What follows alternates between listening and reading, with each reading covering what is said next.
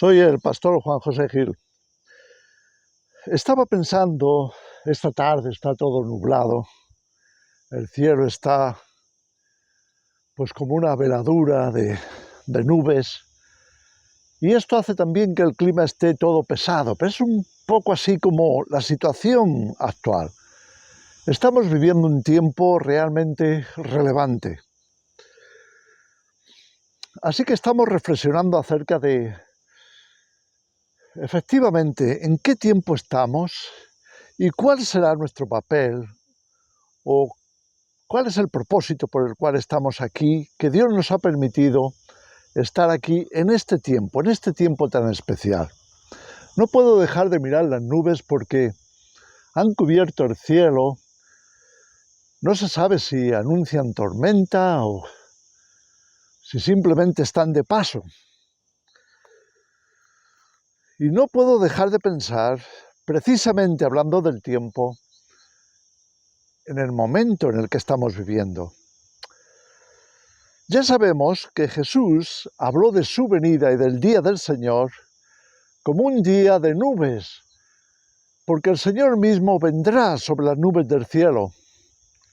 Estaba pensando, fíjate, Jesús habló de ello y está registrado pues en Mateo 24, en Marcos 13, en Lucas 21 principalmente. Y Jesús, al hablar del día de su venida o del día del Señor, como lo conocemos en el Antiguo Testamento, también en el Nuevo se hace referencia a eso, el día del Señor.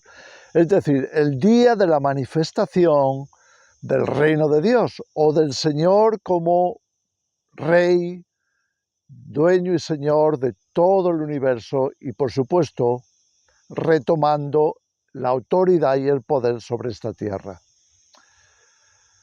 Y estaba pensando, fíjate, en Mateo 24, Jesús puso algo así como una parábola, hablándonos de que sería como cuando un señor ha puesto siervos en su casa para que trabajen, para que la cuiden, para que den alimento a su tiempo a las personas que están allí o que están trabajando para el Señor.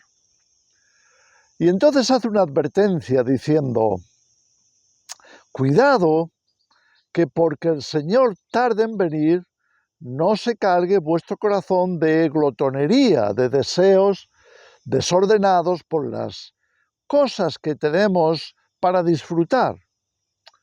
Así que está hablando de una forma alegórica acerca del peligro que tenemos todos los creyentes, especialmente cuando estamos en un mundo acomodado, que es fácil recrearse en los apetitos, en los sentidos o en los deseos carnales. Y ahí tenemos una advertencia clara, cuidado cuando estemos en esa situación. No es lo mismo estar viviendo en medio del campo, en medio de la montaña, con apenas casi nada, que estar en medio de la ciudad, en medio de la sociedad, con todos los deleites, las tentaciones, con todas las cosas que hay, que seguramente abren los apetitos de los ojos, los apetitos del alma, los apetitos del corazón. Y Jesús está llamando la atención. Me acuerdo, y seguramente tú también, cuando Jesús habla de las cosas que el mundo nos ofrece en la parábola del buen samaritano, no del buen samaritano, de la semilla que es plantada, la parábola del sembrador, lo conocemos así. Cuando la semilla es arrojada en ese acto de sembrar, nos dice que cae en distintos lugares, desde el camino hasta la tierra buena. Y uno de los lugares en los que cae es entre espinos, entre cardos, entre muchas plantas que crecen salvajes y que no van a producir, no van a dar el resultado que a nosotros nos gustaría porque no nos van a servir de alimento y no podemos simplemente depender de ello, de lo que ha crecido espontáneamente. Y entonces ocurre que el Señor, al interpretarla, nos dice que esa semilla que ha caído en ese territorio, en ese terreno o en esa parte del terreno donde están los cardos, los espinos y demás, representa a aquellos en los que es plantada la semilla, pero hay un problema y es que hay muchos otros intereses plantados en el corazón, porque se vive en un ambiente en donde hay pues muchos deseos de los ojos, y entonces los afanes, dice Jesús, los afanes de este mundo, la preocupación por las cosas que te ofrece el mundo, ahogan la semilla, impiden que la buena semilla prospere y por tanto se queda solo en el intento. Algo para reflexionar, porque hablando de la venida del Señor y de la venida del reino, una de las cosas que tenemos que ver es que nuestro corazón no esté así, no esté atrapado entre los deseos del mundo, no esté rodeado de tentaciones, no estemos en una situación en la que la semilla podría ser ahogada y con ella también nuestra preparación para el Señor. Así que tenemos que escoger dónde vamos a estar, cuál queremos que sea nuestro lugar de preparación, dónde vamos a estar mejor, en mejores condiciones, más listos para su venida. Después, en Marcos 13, Jesús va a contar algo similar. Y es que efectivamente tenemos que estar preparados porque no sabemos el día y la hora. Y nos llama la atención a ese momento de es tiempo de velar y orar, es tiempo de prepararse. Lucas 21 es curioso porque también va a insistir en esto, en la necesidad de estar preparados. ¿Sabes cómo lo describió Lucas después de investigar, preguntándole a los discípulos exactamente qué había dicho Jesús? Pues Lucas va a decir que hay una parte en el discurso de Jesús acerca de su venida, o en la explicación que él da a los discípulos, hay un momento en el que él dice que todos esos acontecimientos futuros que están alrededor de la venida de Jesús van a venir de repente, va a ser como un lazo que se echa sobre la humanidad. Y en ese lazo va a ser apresada, es decir, la humanidad no va a tener tiempo de reaccionar. Y ahí estamos nosotros también, como parte de la humanidad. Lo que no hayamos hecho antes para prepararnos, difícilmente lo vamos a poder hacer entonces. Y eso tiene mucha relación con la parábola que Jesús nos enseña en Mateo 25 cuando nos habla de las vírgenes prudentes y las imprudentes. Las prudentes son aquellas que están preparadas, que saben lo que viene y que van a prepararse lo mejor que pueden porque saben que tienen que estar listas para el momento de la venida de Cristo. Mientras las imprudentes son aquellas que no se prepararon, simplemente siguieron haciendo su vida. La imagen que se da es de que se duermen, pero no se trata literalmente de un sueño en el que uno cabecea y se duerme, sino que es una alegoría acerca de uno olvidarse, no tener en cuenta el tiempo en el que estamos y hacia dónde vamos y que el Señor viene y que si no estamos preparados, ese lazo que dice Lucas 21, que será echado sobre el mundo, sobre las naciones, nos puede atrapar y ya no habría tiempo para prepararse. Es una advertencia seria. Lucas escribe de la boca de Jesús, de las palabras de Jesús, que estemos velando y orando para que seamos dignos de escapar de las cosas que sobrevendrán, nos dice por allá por el versículo 35. que seamos dignos de escapar. En otras palabras, si no nos preparamos, ¿cómo vamos a escapar de las cosas que van a sobrevenir? El día del Señor va a ser un día terrible. Van a acontecer tantas cosas. Quizá ya estemos entrando y sin duda todo lo que ha estado pasando en el último tiempo nos hace pensar precisamente en eso. Estamos entrando en el día del Señor. Estamos experimentando, algunos dicen el principio de dolores. Yo creo que el principio de dolores ya comenzó hace tiempo. Estamos adentrándonos en el parto. Y eso significa que los dolores van a más. Y al ir a más, pues nos queda menos tiempo. Así que las cosas que van a estar sucediendo van a ocurrir de forma cada vez más rápida, por la sencilla razón de que el parto no se va a parar. Así que tiene que avanzar y tenemos que estar listos para el desenlace. Este es el punto. ¿Estaremos preparados para el desenlace final? ¿Para las cosas que tienen que acontecer?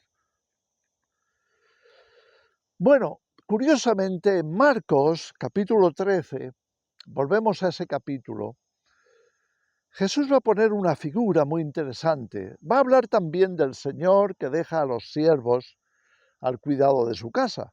Sabemos que eso es una alegoría de la Iglesia, del cristianismo, de cómo hemos recibido órdenes de parte del Señor y se supone que tengamos que estar cumpliéndolas en este tiempo. Y entonces va a añadir una figura muy interesante dentro de ese capítulo. La figura es el portero.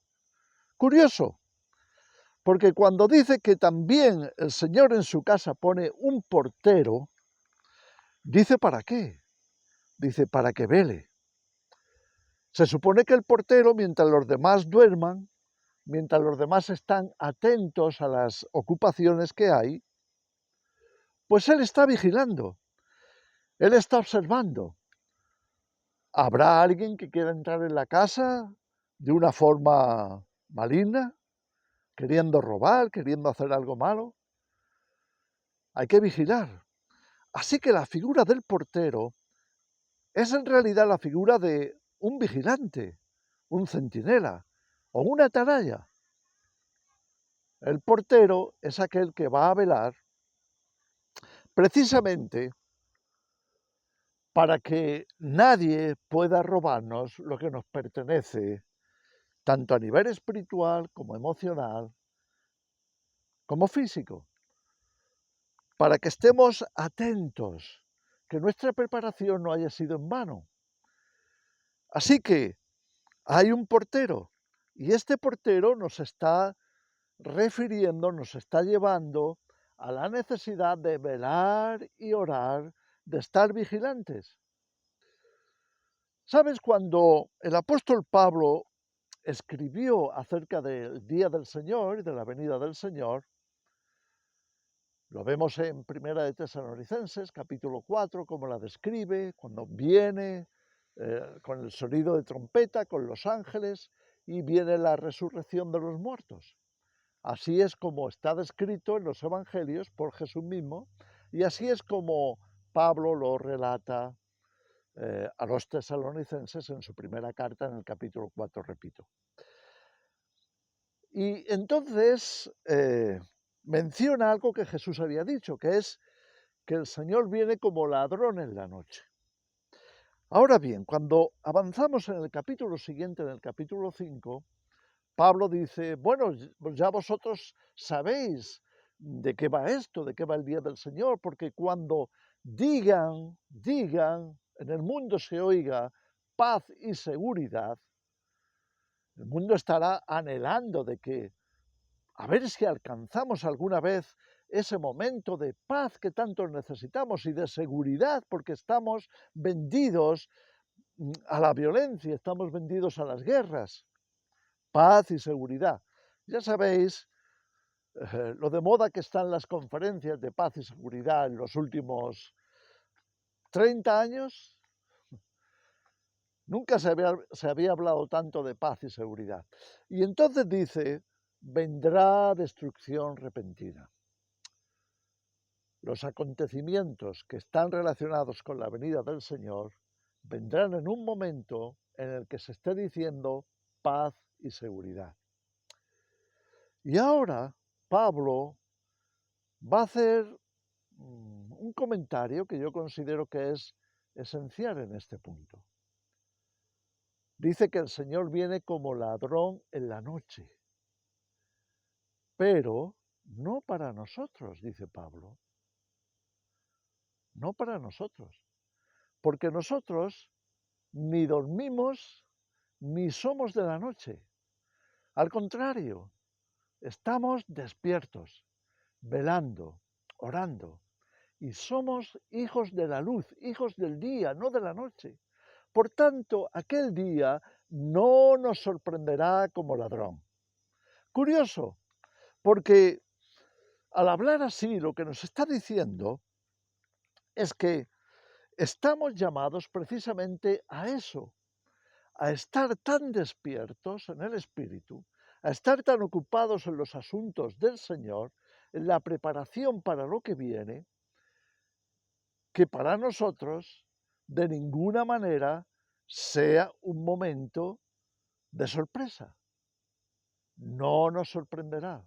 No seremos sorprendidos porque estamos alertas, sabemos lo que viene, somos conscientes. Ahora bien, ¿cuál es el papel al que Dios nos llama en este momento? Quizá a ser porteros, quizá a ser atalayas, quizá a ser aquellos que porque estamos velando y orando, tenemos que proclamar la venida del Señor.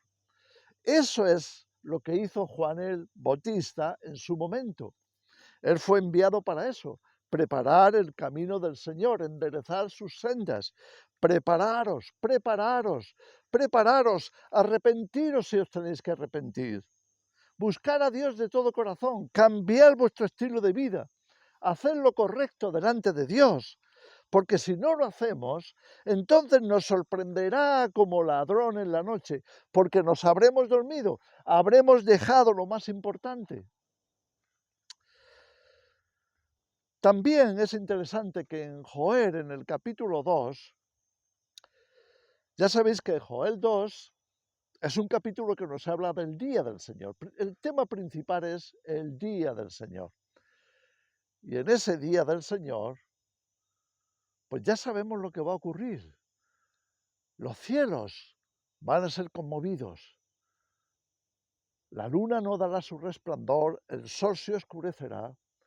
Muchos acontecimientos tremendos van a sacudir no solo la tierra, el universo también. El Señor viene con voz de mando, con voz de arcángel, con trompeta de Dios. Viene para sacudir los cimientos de la tierra, viene para remover todo lo que el ser humano ha construido y viene para rehacer la tierra tal y como debería de estar. Grandes cambios y tenemos que estar preparados para eso. Ahora, fijaros, por 2 veces en Joel 2 se repite esta advertencia. Toca trompeta en Sión. Toca trompeta. Es necesario advertir.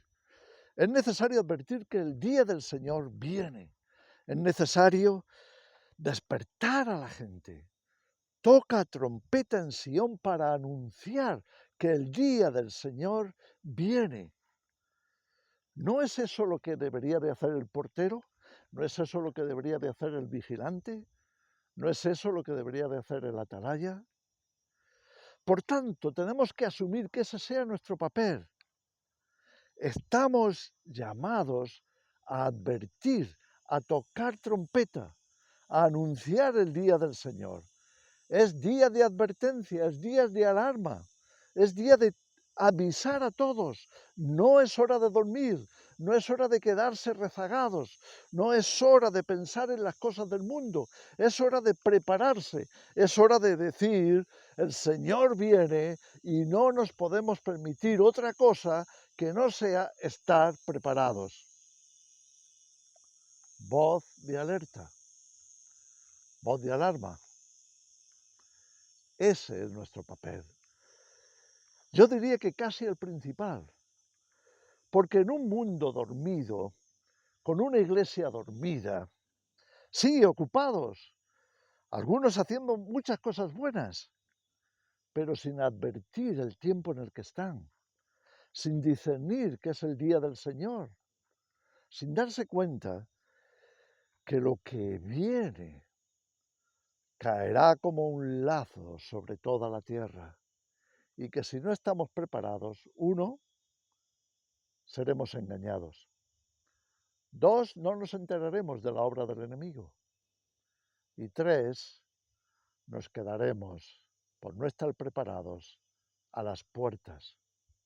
Esa es la advertencia. Cuidado, cuidado que nadie os engañe. Porque con engaño tras engaño podríamos caer en la trampa del enemigo. Podríamos caer en la marca de la bestia. Podríamos ser seducidos o engañados por la serpiente de tal manera que nos inyectó el veneno y ya no nos dio tiempo a reaccionar y nos quedamos fuera. Velad y orad para que seáis dignos de escapar de las cosas que sobrevendrán. No con un arrebatamiento secreto. No, no escaparemos de esa forma. Podremos ser guardados o no guardados. Acuérdate que en Apocalipsis hay dos iglesias finales. La iglesia de Filadelfia, pobre, con poca fuerza, pero centrada en el Señor, centrada en lo celestial, centrada en prepararse para la venida del reino. Y otra iglesia, la de la Odisea, totalmente ocupada en las cosas del mundo. Eso sí, rica y que piensa que lo tiene todo y que no necesita nada, pero ciega, dormida, que no se entera que tiene que estar preparada. Os dejo esta reflexión. Que el Señor os bendiga.